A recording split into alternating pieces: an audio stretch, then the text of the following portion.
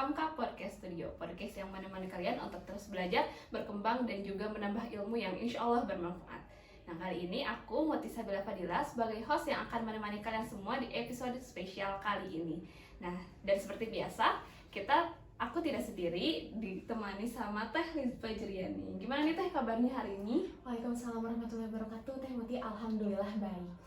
Nah, oke nih Teh Rizba sekarang kan sudah semester 5 ya Teh, dan sekarang juga udah bulan Desember menjelang akhir-akhir semester. Gimana nih Teh kesibukannya? Alhamdulillah ya, sibuknya ternyata agak lain dari yang lain gitu ya semester ini tuh. Jadi aku kira semester 4 tuh udah paling sibuk gitu. Ternyata semester 5 ini udah ngelaprak, udah ngejurnal, udah ICT, udah ya banyak. Betul sekali ya Teh, semester 5 itu paling banyak ujian-ujiannya ya Teh. Nah, oke nih Teh, di episode kali ini kita akan membahas tentang surah Al-Waqiah nih Teh. Nah, kira-kira apa nih Teh yang unik dari Quran surat Al-Waqiah ini sendiri? Oke nih Teh, sebelumnya Teteh pernah dengar gak sih tentang keistimewaan surat Al-Waqiah yang kalau kita sering membacanya, sering mengamalkannya, maka kita akan terhindar dari kemiskinan? Oh, pernah dengar Teh. Nah, kira-kira kelanjutan dari pembahasan tersebut itu gimana nih Teh? Oke, aku coba jelasin ya.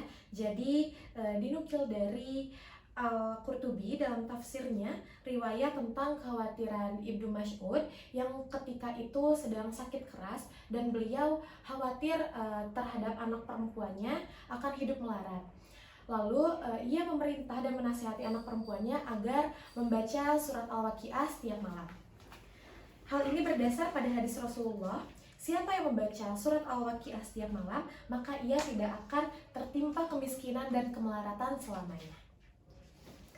Jadi siapa sih Teh gitu yang gak mau diberi rezeki atau harta yang berkecukupan? Masya Allah sekali ya Teh. Siapapun orang yang di muka bumi ini mungkin ya, pastinya tentunya ingin mempunyai harta yang berkecukupan gitu ya Teh.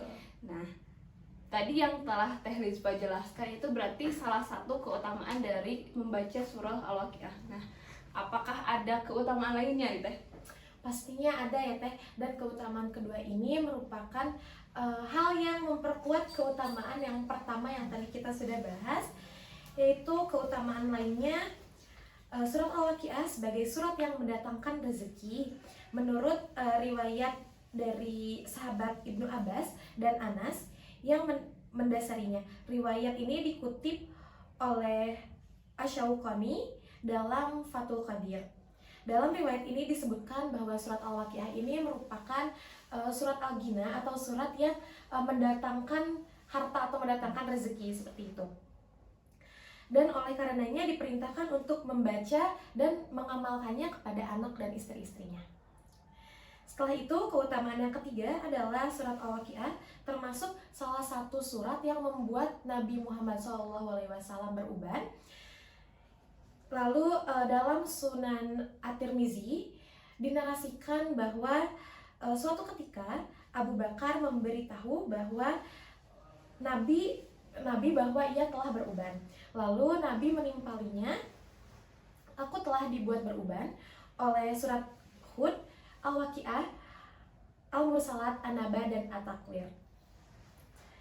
Dikonfirmasi oleh Al-Mubarakfuri dalam Tufan Al-Wadzi bahwa yang dimaksud redaksi telah dibuat beruban di sini bukan berarti uban Nabi Muhammad itu bertambah, melainkan ini adalah ungkapan Rasulullah yang berhubungan dengan dekatnya waktu kematian.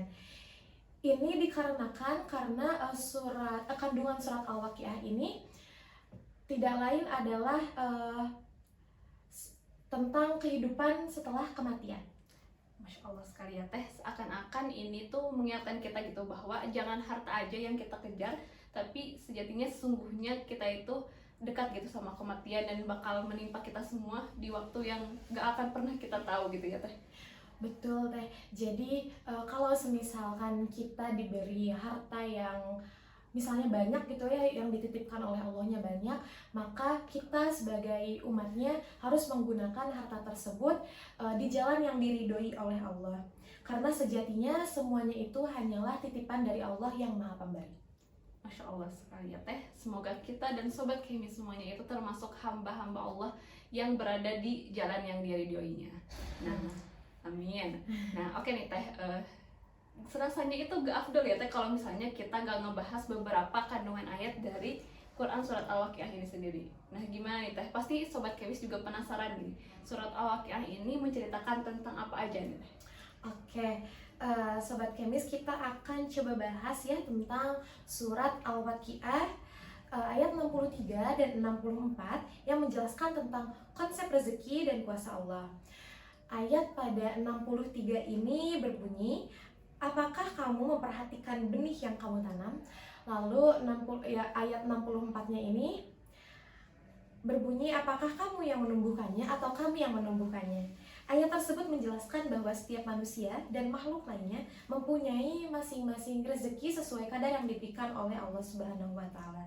Soal rezeki, manusia hanya bisa berusaha dan hasilnya itu sangat ditentukan oleh Allah Subhanahu wa taala sebagai pemberi rezeki. Ayat dalam surat Al-Waqiah ini menjadi dalil dan bukti tentang kekuasaan Allah serta kesempurnaan perhatian dan rahmat Allah kepada makhluknya. Selain itu, ayat tersebut juga mengandung pertanyaan sekaligus pernyataan tentang siapa sesungguhnya yang menumbuhkan tanaman di muka bumi. Menurut Syekh Wahbah Zuhaili, ayat ini menjadi dalil dan bukti tentang rezeki yang menjadi sebab keberlangsungan hidup. Masya Allah sekali ya teh, berarti ternyata gitu apa yang kita makan, apa yang kita minum, dan apa yang kita dapatkan itu semuanya adalah bentuk kuasa Allah sebagai Tuhan Maha Pemberi rezeki ya teh. Betul.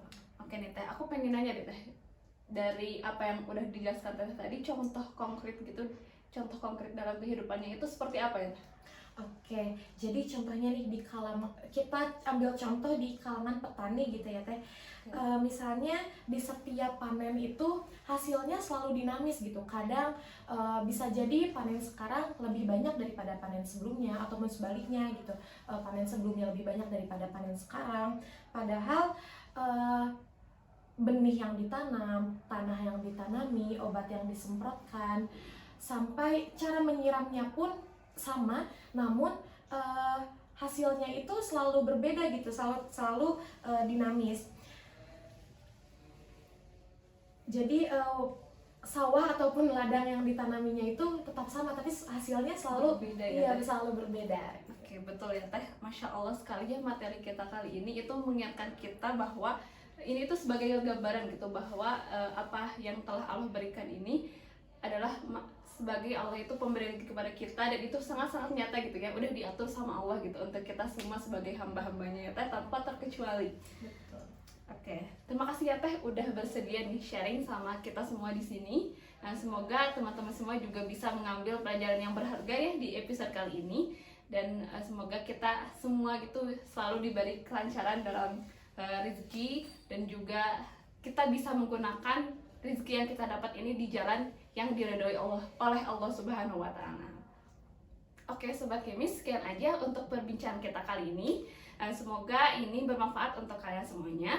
Dan bagi teman-teman semua yang ingin memberikan kritik dan saran ataupun request untuk tema selanjutnya, bisa DM di Instagram kita di @hamka_winsgd.